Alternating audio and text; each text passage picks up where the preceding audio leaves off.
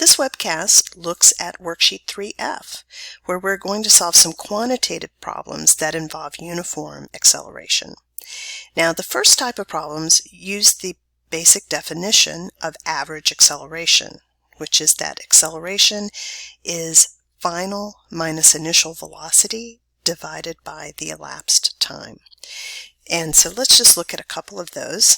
First, we've got a plane initially moving at 230 meters per second, and then it speeds up, and after 4.2 seconds, its speed is 630 meters per second.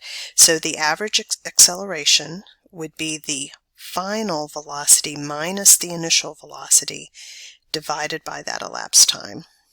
So this is just a matter of finding the information here and plugging it in. The final speed was 630. The initial speed was 230. The elapsed time was 4.2 seconds. And so we get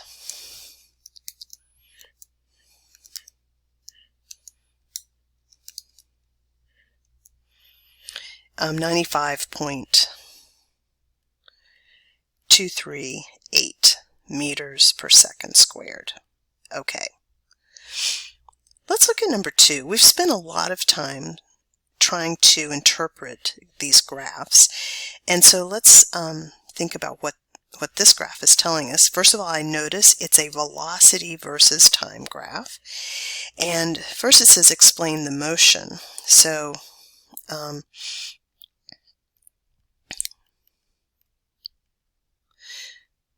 beginning at time 0, the object is moving at 3 meters per second in the negative direction. I know that because the value of the velocity is negative. And over the next 7 seconds,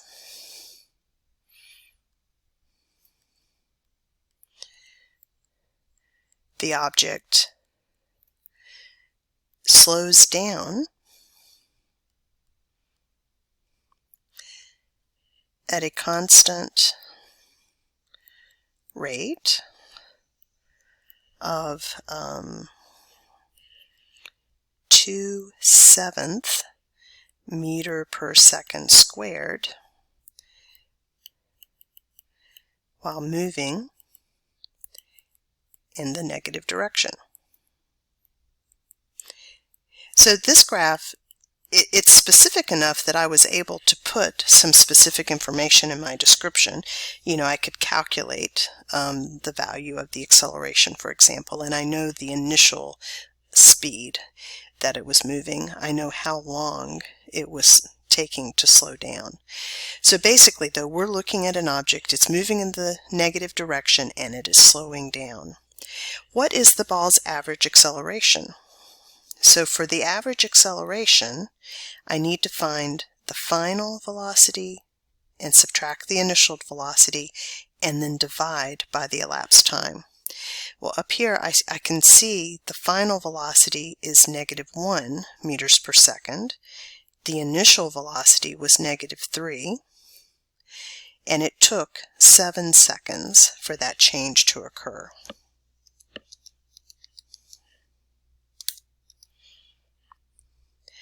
And so I get an acceleration of 0.286 meters per second squared. The acceleration is positive, right? Because when something's slowing down, the acceleration has a different sign than the velocity. And then it says, if it continues at this same rate of acceleration, how long will it take the ball to stop? Well, so if stop, then the final velocity is going to be 0, right? And so basically, I'm going to use the same equation, but it would be easier to put it in the format of final velocity equals initial velocity plus the acceleration times the elapsed time. And I want to find how long, so let me solve that for time. Time is going to be the final minus initial velocities divided by the acceleration. So 0 minus -3. And the acceleration is what we just found, 0.286. And so I would get that it's going to take 10.5 seconds for it to stop at the rate that it's going. Okay.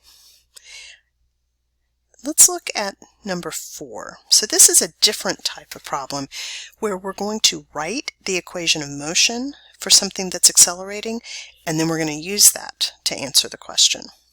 And here I have another velocity versus time graph, and it looks pretty similar to the one that we were just talking about. I mean, it has the same shape, but something different is happening here, right? It does start at a velocity of -3, but it gradually slows down as it's moving in the negative direction, and it reaches a point, I'm coloring that with this green dot, where the sign of the velocity changes to positive. That means it slowed down to a stop and turned around and started moving in the positive direction, and then for the rest of the trip it's speeding up. Okay, so even though the graph looks pretty similar to this graph back here for number 2, something different is happening for this object. Okay, so what's the average acceleration? Well, acceleration is the final minus initial velocity divided by the time. And so that's 3 minus -3 meters per second over 10 seconds. So that's 0.6 meters per second squared. If the object begins at an initial position of -30, they had to tell me that, right? Because I can't get the position from the velocity versus time graph. But so now I know that my initial velocity is -30. Write the equation of motion. Okay, so the equation of motion says that the final velocity equals the final position equals the initial velocity times the time plus half the acceleration times time squared plus the initial position. Okay, so I'm going to plug in here. The initial velocity, I'm looking at the graph, is -3 meters per second. The acceleration we calculated to be 0.6,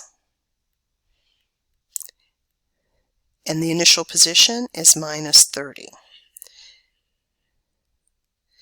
Okay, so that is a good equation of motion for this situation. Then it says find the position when time is 6.25 seconds. So I'm going to take that equation of motion and I'm plugging in a value for the time variable. So the final position would be -3 times 6.25 plus 1/2 times 0.6 times 3.25 squared, 6.25 squared minus 30. So I just need to solve that.